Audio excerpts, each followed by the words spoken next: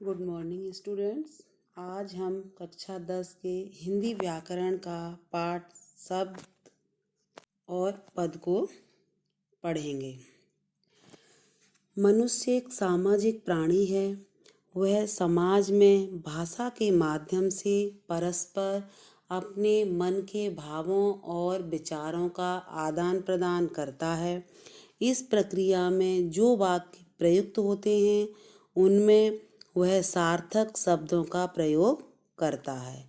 शब्दों के बिना किसी भाषा की कल्पना करना असंभव है। शब्द एक या अनेक वर्णों के मेल से निर्मित स्वतंत्र एवं सार्थक ध्वनि को शब्द कहा जाता है, जैसे न, व, कलम, राम, बालक, मेष आदि। जैसे कि आपने यहाँ देखा कलम का प्लस ल प्लस मा, तो ये एक इसकी छवि बनी हमारे सामने कि ये लेखनी के रूप में प्रस्तुत हुआ, तो ये शब्द सार्थक हुआ। इसी को जब हम उल्टा मा प्लस ला प्लस का बनाते हैं तो ये निरर्थक शब्द बनता है। शब्द तो है लेकिन ये निरर्थक है।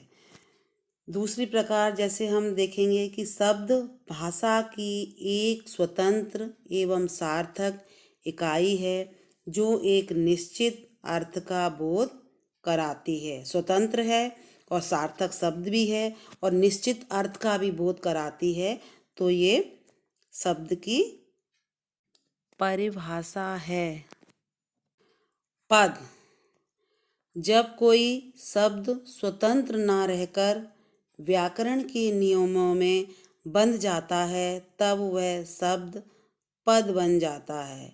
जैसे कि लिंग, वचन, कारक, काल, क्रिया में बंधकर ही कोई शब्द पद बनता है। जैसे राम कलम से लिख रहा है, तो यहाँ ये जो हर शब्द व्याकरण के नियमों में बन चुका है। राम है, राम क्या है? एक वचन है, पुल्लिंग है। और कलम से यहाँ जो बोला गया है इसमें कारक करण का विभक्ति का प्रयोग किया गया है। किसी के द्वारा कार्य किया जा रहा है, कलम के द्वारा यहाँ लिखा जा रहा है, तो यहाँ पर करण विभक्ति का प्रयोग किया गया है। लिख रहा है क्रिया है। ये सभी शब्द जैसे कि राम कलम से लिख रहा है, ये वाक्य में प्रयोग होने के कारण व्याकरण के नियमों में बन चुके हैं, तो ये सभी अब पद हैं। शब्द और पद में अंतर। शब्द पद, आओ देखते हैं यहाँ पर शब्द और पद में क्या अंतर है।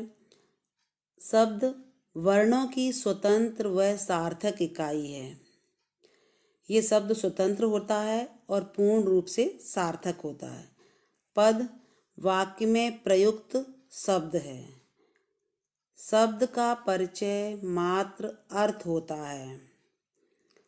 पद का व्याकरणिक परिचय होता है, जैसे कि लिंग, वचन, कारक, काल, क्रिया आदि। शब्द सार्थक व निरर्थक दोनों होते हैं, लेकिन निरर्थक शब्द का कोई प्रयोग नहीं होता। पद वाक्य में अर्थ का संकेत देता है। शब्द लिंग, वचन, कारक, काल, क्रिया से स्वतंत्र होता है। इसमें व्याकरण के जो नियम लागू नहीं होते, ये अपने आप में एक स्वतंत्र है।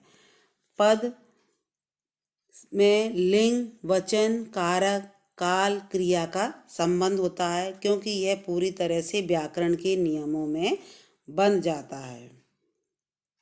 धन्यवाद।